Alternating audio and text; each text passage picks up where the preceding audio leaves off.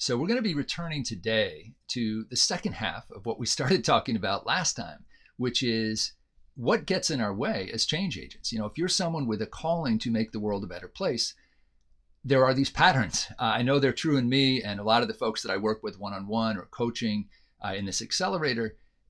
We tend to get stuck in a kind of a familiar pattern of ways. And we're going to talk about that. But before we get into that and kind of how to transcend that, I want to just situate this conversation again. We do this each time around these four foundations of joyful impact.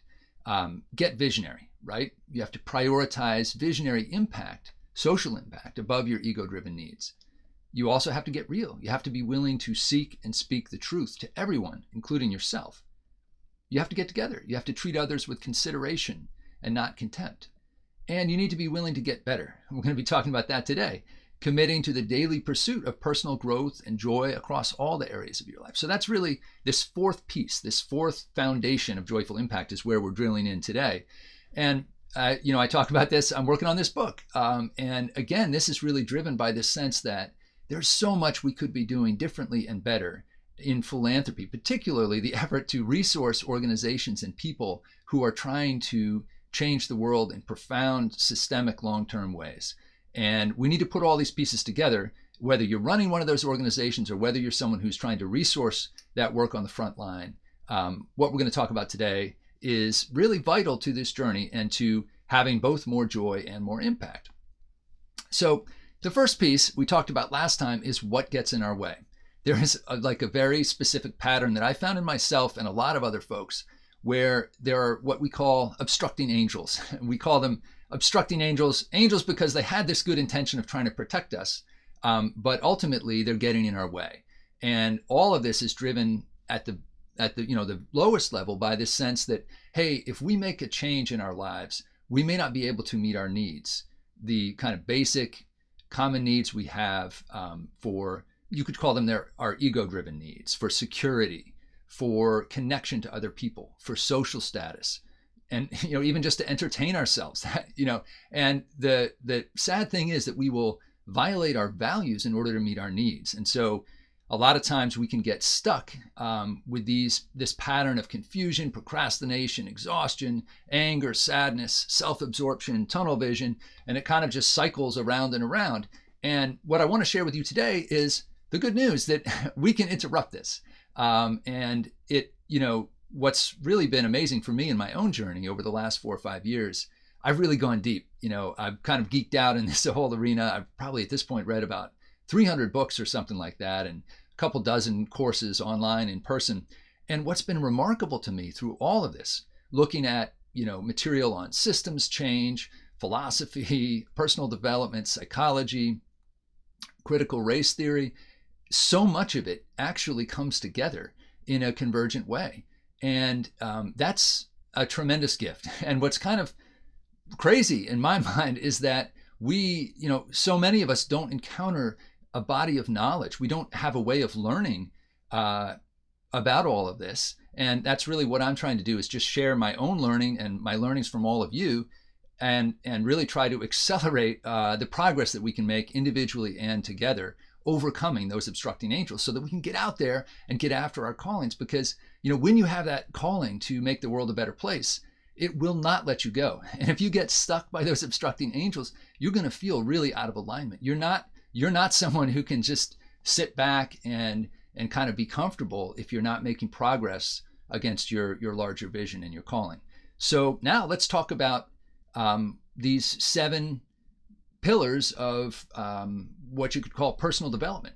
And a foundational piece here really comes from cognitive behavioral therapy, which is the idea that our state of mind at any given time is determined by 3 things: our thoughts, our feelings, and our actions. And a lot of times we want to change how we feel. And those obstructing angels are really anchored in feelings that a lot of times that aren't very good. But it's very hard to actually change how you're feeling. If you try to go after a feeling directly, it's pretty slippery. It's hard to get a hold on it. And so one of the tremendous insights from cognitive behavioral therapy, which again itself goes back, there's interesting antecedents to that, and it's one of those pieces that really converges, the insight is that you can change your state of mind by changing any one of these three things: your thoughts, your feelings, or your behaviors. And a lot of times the easiest thing for us to change is actually our behavior. And just by changing what we do, we can change how we feel and how we think. And a lot of those obstructing angels are a loop between your thoughts and your feelings, where you get stuck, right? And your thoughts and your feelings are going in a negative direction. You can pull out of that by taking action. Now, it's not always easy to do that. It's not always easy to interrupt yourself. And that's also why a lot of what we talk about in this whole journey is building up a set of practices, set of habits that become automatic, so that they are there as a resource for you, and that you are continually taking action in ways that interrupt those obstructing angels. Anytime they start to get a hold on you, you're kind of on an automatic course that'll correct that, without you having to have this huge battle of the will, and make yourself do something that you don't really want to do. So let's talk about these 7. And I'm going to share a little bit also as I go through this, the resources that we've created as part of this effort. And these are stuff that we posted on the web, really tools that you can use under each of these categories as you're trying to step up your own practice with each of these 7 pillars of personal development. So the first is purpose, right? And the prompt that I think of for this, I have this in my daily journal, is I remembered my what and my why and lived on purpose today. And inspired by Brendan Burchard and his high performance planner, I actually rate myself on a scale of 1 to 5 on that, on each of these 7 things every day, just at the end of the day, to just remind myself, like, and if I found myself, lower than I want to be, I kind of think about why that was and set some intention for the next day, and maybe even a specific plan about how I can correct that. So what are the tools we have on the web for this? The Magic Genie exercise, personal vision statement. This is your what and your why.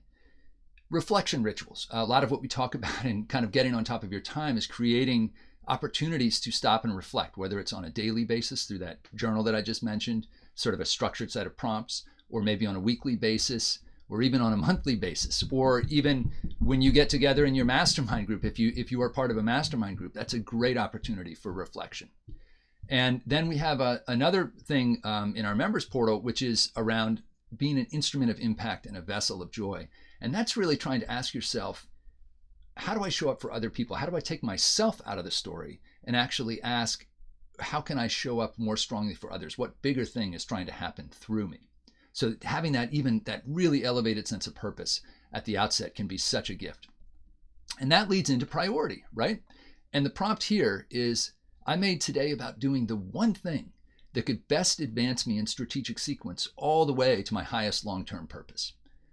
And listen, that's a hard one, right? Like, how many times does our day just seem to slip away? A lot of what we work on here is actually systems thinking, and root cause analysis is one of the tools we have to make sure that you're actually analyzing and breaking down, okay, I know what my purpose is, but how do I get after that in the most strategic way possible? We have a whole set around action chains inspired by Gary Keller's One Thing methodology in his book, Your One Thing, that really helps you go all the way from that highest long-term vision, a 5-year goal, a 1-year goal, and each of these you state as the one thing that, if I could do this in the next 5 years, everything else on the path to my ultimate vision would become easier or even unnecessary. And then underneath that, you have the one thing that if I could do this in the next 1 year, everything else on the path to my 5-year goal would become easier or even unnecessary. And that's like a chain all the way down to today and this very moment, because that's all you've got to work with. It's this moment. So you have to connect that ultimate purpose to this very moment. And there's just mechanical tools for doing that. And I know some of you may be saying, like, wow, like this is too much, and just understand, I'm sharing a lot with you here. This is stuff that you might implement over the course of years. Some of you might want to just go for it and put it all in place. I don't even recommend that. That's certainly not my own journey. It's really about layering stuff in one piece at a time, seeing what fits, being iterative, and trying things over time. But I'm sharing with you now a whole lot of different ideas and resources just so you have a sense of like how to find your way around these materials and really pick what might be most important or valuable for you as you take your next step. So the next one is power plant. And this is huge. This is about your energy, right? I followed my daily practices to recharge myself physically and mentally throughout the day. And I think, again, I'm inspired here by some of the work that Brendon Burchard has done with an amazing book called High Performance Habits, where he did survey research with folks at UPenn and I think UC Santa Barbara. They surveyed 170,000 people across 190 countries from kind of all walks of life to understand what behaviors are most correlated with high performance, with human flourishing. And one of the things clearly is your practice around energy. And there's this great shift in metaphor that so many of us think of ourselves like a battery, that we run down our charge every day and we get to the end of the day and we're so exhausted that all we can do, the best we can do, is just put it in neutral, watch some videos, just chill out, and hope that we'll get some sleep and we'll recharge at the start of the next day. We've got to flip that around and think of ourselves as a power plant and think of ourselves as the engineer of our power plant. So we look across our life and all the stuff we're excited about, our purpose, our priority, and we say, how much energy do I need to put out in the world?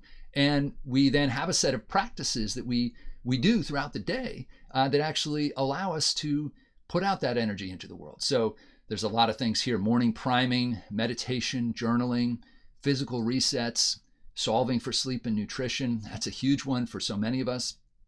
And the whole science of habit formation, triggers and habit stacking. So we've got materials on these things as well. Next is productivity, right? So we've got purpose, priority, power plant, we've got our energy, but okay, we got to win each day now. We got to have that sense of productivity, that we scheduled ourselves for success and set up my day to get the right things done. And again, we've got systems here around getting on top of your time, daily, weekly, monthly, quarterly, annual planning system that's connected to your action change. And for me, that lives in here. It also lives, obviously on the web. Everything's computerized now, but I spent a lot of time actually writing. And I'm someone who, I never thought I would do that. I thought I was all digital, but I found there's tremendous power in connecting the digital with the physical.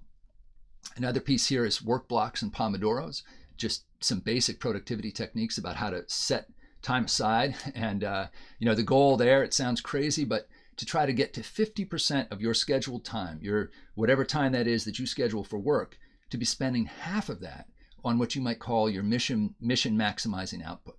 And we'll talk about how to track that. That seems daunting. I'm measuring it now for myself, and I think last week I was at 23.9%. So I have a long way to go myself, but I feel really good about the strides that I'm making there. And another piece is tools for dropping into flow state. Like, what if you could get yourself in a flow state pretty much on demand? The good news is you can, and we'll talk about how to do that in one of the sections we have. Next is positive presence. And the prompt for this is, I was fully present where I needed to be today and exercised grace and resourcefulness in service of others and my calling. And a lot of times in the self-development world, the idea of presence is really around positively influencing other people. And the challenge there is that, if we're not really thoughtful and elevating our own consciousness, influencing other people can quickly devolve into manipulating and not listening deeply and not showing up as an ally to, first ask, can we support someone else's leadership before we're trying to enlist them in our own plans? And so there's a lot to do here around rewiring your own stress reaction, trying to take the fear out of your instant reaction and choose your response thoughtfully. Deep listening, collaborative problem solving, partnership brokering, bringing lots of parties together over a long period of time. And then one-on-one and group coaching is an incredible, powerful modality for shifting this. I've been working with a coach myself for the last 3-4 years, and I I think I'll probably live the rest of my life with a coach. I hope so. As much as I coach other people, I think there's tremendous value in being coached yourself. Next is persistent courage. And the prompt here is, I showed up as my full self, made decisions, took action, and leaned into life today. And there's just so much connected to this one. This is another one of the things that Brendon Burchard identified in that research, that high-performing people find a way to make decisions, to be courageous, to take action in their lives, and that from that action comes extraordinary things. And there's another saying that an extraordinary life is nothing more than a series of extraordinary moments stacked together. And when you have a calling to make the world a better place, really having the courage to pursue that calling is so vital. And so we talk about a decision-making tool, the Cody decision-making tool. That's really key for making complex decisions when you really need to make that decision on paper. Immunity to Change. That's a great book by Robert Keegan and Lisa Leahy, and we have an adaptation of their tool, the Immunity Map. This is my immunity map right here that has really helped me get started and on writing this book. For years, I had an intention to write a book. I would never do it in the time that I had actually scheduled to do it, and until I really began this process and discovered how to play with my fears and kind of break free of them. And again, one-on-one coaching and group coaching can be so powerful here in helping us develop a sense of courage. This next one is so important. This seventh piece of expanded perspective. For people with a calling to change the world, we want to make a difference on systemic issues, and we want to make a long-term difference. And to do that, we have to be able to see the systems in which we ourselves are embedded, and we have to be able to tune into sort of the larger connections that are surrounding us. And so the prompt here is that I brought critical consciousness to the connections between myself and the larger systems that shape the world around me. And I opened myself up to the greater whole that is seeking expression through me. So this is where we get out of our own story and we open up to be part of something bigger than ourselves, and where we get up on the mountaintop and see the systems that keep replicating the very challenges and problems that we say we want to solve. And we have tools around critical thinking and consciousness. Systems thinking and root cause analysis comes in here.